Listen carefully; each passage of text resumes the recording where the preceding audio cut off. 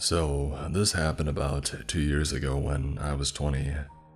A little backstory, I'm quite a small female. I was doing some shopping in town alone. I still remember that it was a warm Sunday afternoon. People were out with their families and it was quite busy in the city center. I had some free time, so I decided on paying my grandma a visit. To get to her place, we needed to take a 20-minute bus ride from where I was. So, to the story. I was waiting for my bus and I noticed this man staring at me. He wasn't much older than I was, and I still remember that he had on a bright yellow hat. I usually don't really care when someone looks at me, but this man was staring at me with a sort of anger, like I had done something to him. Most people in the bus stop were either facing the traffic or looking at the coming buses, but not him. He had his back to the traffic and was just staring at me. I had a weird feeling about him, but I saw my bus coming and I just hoped he wouldn't get on. Except he did. I quickly sat in a window seat, and luckily for me, this old lady sat next to me. This old lady was like a shield between me and this guy. He stood next to our seat almost the whole ride, except for pacing around idly a couple of times. I was already quite freaked out, and I was texting my at-the-time boyfriend throughout it. While he hadn't actually done anything to me, I just had a really bad gut feeling. A few stops before mine, the old lady sadly got off the bus, and the guy's behavior became even weirder. He sat next to me, which made me completely tense up. I refused to even look at my phone or text anyone, in case he saw anything that he could use to look me up later. I think he sensed me tensing up, so he got up and went back to either side, standing next to my seat or pacing around the bus. My stop came and I waited until the last moment to get off the bus. Sadly, he also managed to get off the bus. What followed confirmed that he was indeed after me. I guess in an attempt to put me off again, he ran ahead of me on the road and kept glancing back. Him doing so actually gave me the only out from the situation. You see, if he would have kept walking behind me, I would have been forced to A, either make a run for the apartment door and hope that I was fast enough to close the door before him, or B, run in another direction and just hope that I would have reached any safe place before him. I was out of the city center now, and there weren't many people around either to help me. So in that split moment, I decided to turn around, walk in the other direction, and dial my mom. It's pretty bad, but I decided to call my mom in case anything happens to me, so she would know who it was. I told my mom what happened and she told me to make a run for it. Down the road, there was this small burger place that would have a security guard. She told me to run for it and just tell them what was going on. And so I did. I glanced back and saw the guy running after me, which almost made me cry. Luckily, I got to the burger place before he caught me. From the window, I saw him crossing the road. I guess him seeing me get into the burger place threw him off. I have no idea why he fixated on me or what his plans were if he had caught me. I'm not sure I even want to know.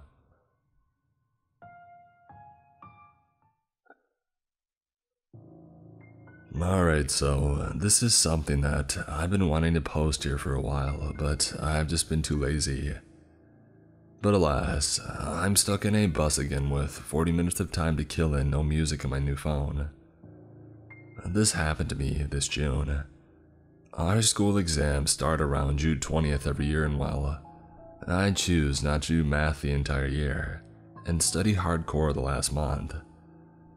Our school is a private school that I can't afford without a scholarship, so I have to have good results in those exams. So I got a tutor, who's also my best friend's mom. I spent almost every day at their place, which is on the other side of our small city. I live in Armenia, for context, and we're a poor second world country, so our public transport kind of stinks. And taxis are expensive. Minimum from our place to theirs is about 1,000 drams, which is $2 but is more like 15 to us. So I have to take crappy minibuses for 40 minutes every time I go there and come back.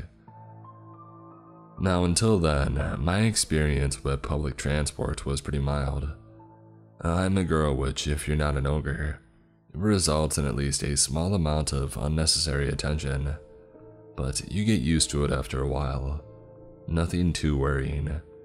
I get hit on once or twice and stared at a lot, but it doesn't really bother me. I get away most of the time because of my resting face. I look like the most unapproachable person on earth, let alone the bus or the station. So when this happened, I was beyond shook. That particular day, I had to stay longer than usual. It was 4 days before the exam and I was extra panicky. Also should note that I looked like absolute crap. My hair was greasy in a bun and I was wearing a huge hoodie and sweatpants. Not saying that's a horrible look for everyone, but me in particular. I looked like a potato sack with a head, and an onion on said head as hair. So I got out around 8:30, and it was already getting dark. When I got on the bus, it was fully dark and the bus was almost entirely empty. Now, to explain this property, you need to imagine the bus that I was in and how these seats are positioned. I was sitting on the first seat next to the window, the left one, and as I said, I was the first passenger here. So, 2 stops later, 3 men got on the bus. This dude, who had the full ability to sit anywhere that he wanted, sat next to me. I really didn't give him much thought because A, it's the first row seat. Maybe he just sat where he could. The other 2 dudes sat in the front next to the driver's seat. We drive for another 2 stops and a girl gets on. He gets up and moves to the seat behind us, and this girl sits next to me. He started talking to her and she still seemed quite uncomfortable, although giggled along. On the next stop, he moved to the singular seat next to the right window. Now, this is where the first red flags come in. He turns to her side, full body, and continues talking to her like, "Pretty girl, when you getting off here? Maybe with me?" And she's saying no and giggling uncomfortably. At this point, the driver himself is side-eyeing this dude. A stop later, she gets up to pay and he touches her thigh. She turns around and yells at him to stop. The driver turns around and calls him out, tells him to sit back and not move until he gets off this bus. Kudos to the driver, honestly. Stuff like this is common bus culture. Happened a couple of times to me and nobody ever said anything. Regardless, she practically jumps off the bus and speed walks away. My heart is racing at this point. I knew it would have been noble of me to protect her, but I honestly couldn't. I was scared of the dude and I wouldn't have stopped him. It's at 9:45 by now and these streets are emptying. I had my headphones in, but I turned the music off because, gosh, I'm scared of this dude and I'm alone with him, with no one but an old man, the driver, and one of the dudes from earlier who is fast asleep. And that's when he turns to me. "How old are you even?" I didn't answer and pretended that I didn't hear him. He didn't ask again. I was facing away from him, looking out the window. Instead, I felt the flash of his camera. I turned around and he was holding his phone at me. He was grinning and looking at me as if his friend, whom he just pranked or something. I didn't say anything and I continued to look out the window. At this point, I was full-on panicking. I opened my bag as casually as I could and mentally screamed to myself, I had left my pocket knife in my friend's earlier that week and kept forgetting to take it back. So I took my pencil out, one of the mechanical ones with a metal nib, and quickly put it in my pocket. And then another flash came, this time with the camera click too. I literally dialed 911 and sat there. I didn't call it, I just put the number in case, and I texted my friend. And then he was typing something. We got to my stop and I didn't ask for the bus to stop until we were right at it. The second that it was about to pass my stop, I basically screamed at the driver to slow down. He quickly stopped and I got off really fast. He didn't have enough time to get off after me as the driver drove off as soon as I had left, probably because he had realized what was happening and didn't want him to follow me. I still don't understand why anyone would need a picture of me. I don't even want to, especially not then, like that. A couple of days later, when I was at that bus stop, now heading from my place to my friend's place, I saw that guy again. He tried to talk to me, asked me how old I was again. I promptly told him that it's none of his business and I walked away. He tried to follow me, but I went into the local pet shop. I know the owner after 6 years of being their regular, and she told him to, more or less strongly, screw off. I never saw him again.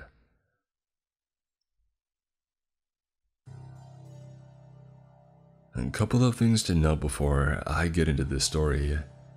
This happened a fair few months ago in the dead of winter. Now I live in a place that is really cold once fall ends. I'm talking -35 is a brisk afternoon, and anything below that isn't uncommon. You have to bundle up is my point. Exposed skin equals frostbite and bad.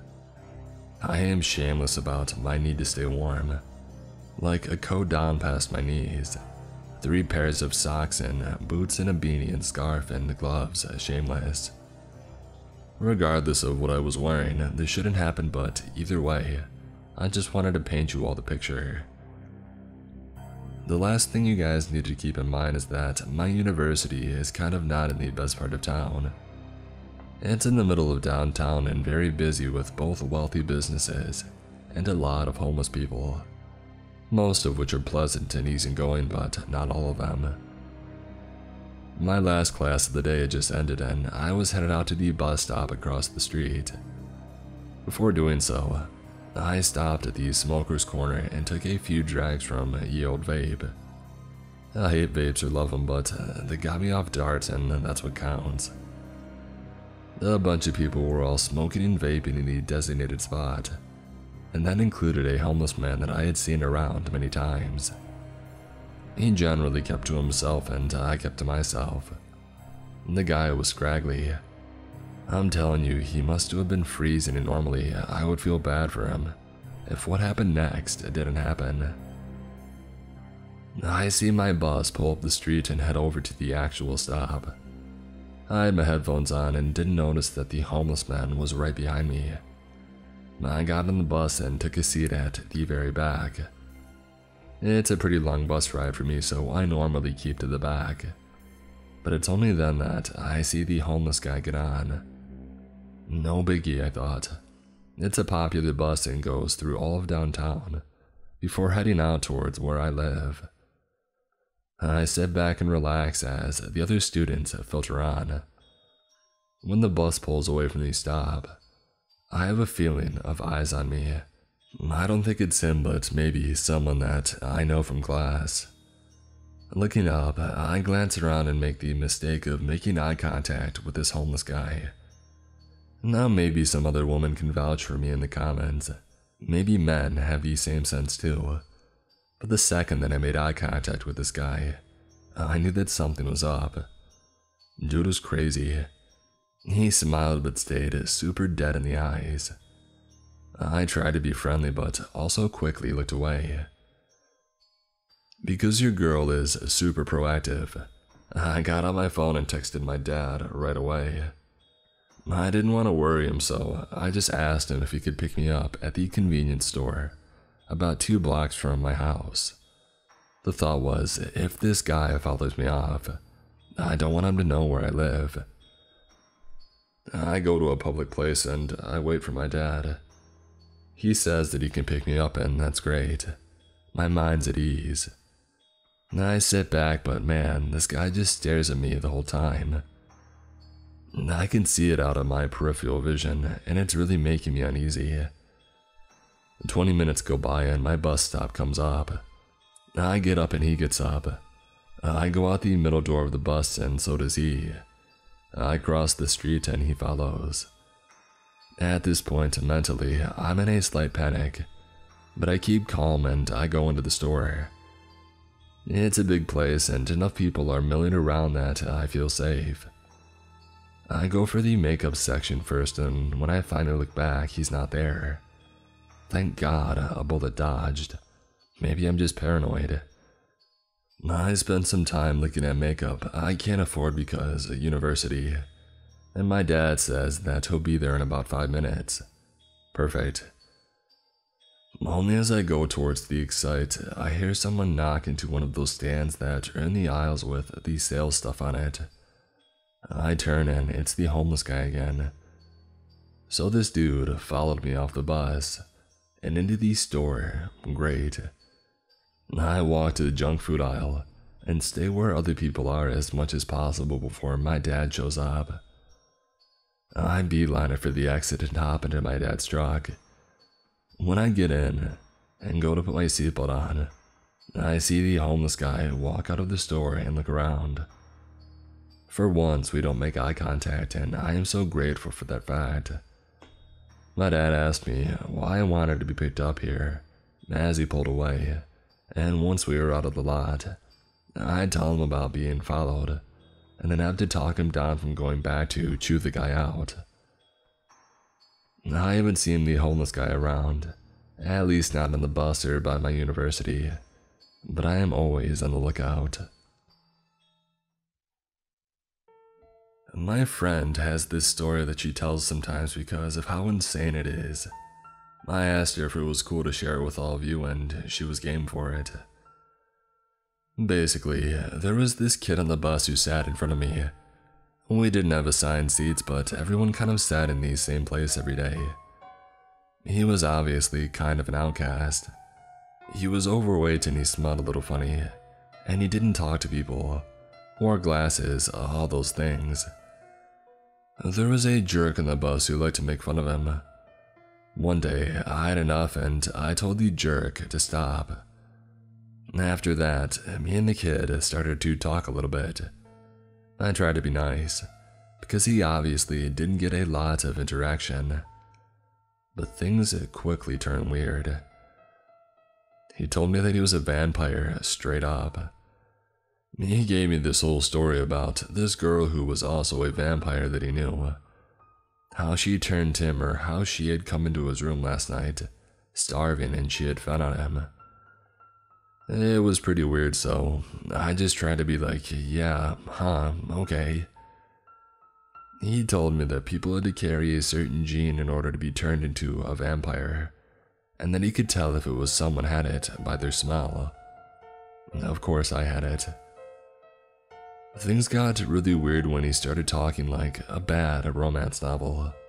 Things like, I can't afford to have weaknesses, but I can't help caring about someone, and weird crap like that. It was pretty obvious what he was getting at, but I wasn't used to flirting, let alone whatever that was. So I just kind of sat and listened and tried not to make direct eye contact with the kid. But by far the weirdest thing was one of the last things that he said to me. He was telling me that everyone's blood has a distinct scent, and without prompting, he informed me, yours smells like chocolate chip cookies. So, chocolate chip pickup vampire. I'm not sitting next to you again.